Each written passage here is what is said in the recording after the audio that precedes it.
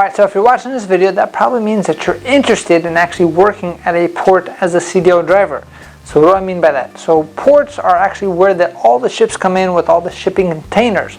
And this is what they're having. Did you know that there's actually 3 different sizes of containers? You're going to have a small one, which is going to be 20 foot. You're going to have 40-foot containers, and the big boys is going to be 53-foot containers as well.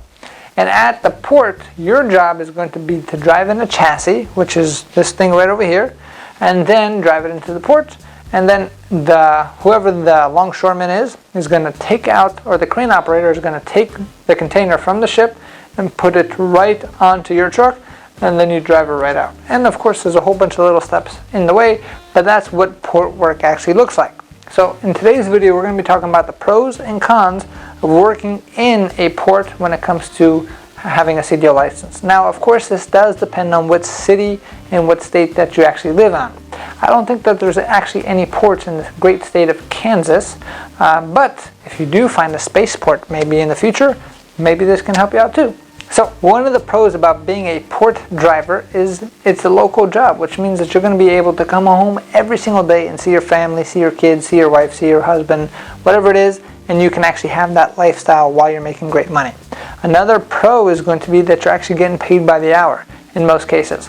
Other jobs when it comes to CDL actually get paid by the mile. So because you're going to be local, you're actually going to be getting paid by the hour, which means if you get stuck in traffic, you're actually getting paid just to sit there as well. However, one of the cons when it comes to being a port driver is the traffic itself. So depending on the port that you're going into, I've heard horror stories from people who actually drive into the port. It could take anywhere from 30 minutes to 4 hours to actually waiting in a port, waiting in line to go and pick up your load, which can get very annoying very quickly, right? And then once you're actually in the port the first couple times, it's going to be confusing. There's a whole bunch of security checkpoints that you have to go through. And that's another con that you're going to have to understand, is that you're going to have to jump through a few more hoops if you want to do that job. So if you just have a CDL license now and you want to go work at the port, you actually have to go get what's called a TWIC card. A TWIC card actually gives you the ability to actually go to different ports or airports, and it kind of gives you security clearance to make sure that you're safe enough to go into those highly secure areas. Because anytime you're dealing with stuff coming from overseas or transportation all around the country, they want to make sure that those areas are unlocked and everything is being nice and secure, right? So that being said, the way it actually works for most port companies is you're going to be working for a container company, moving the product from the port to most likely a holding yard.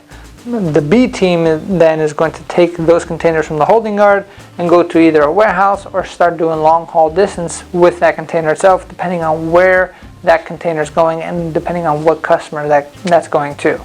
Now, that's all about taking containers off the port. Of course, how do the ships get filled with containers?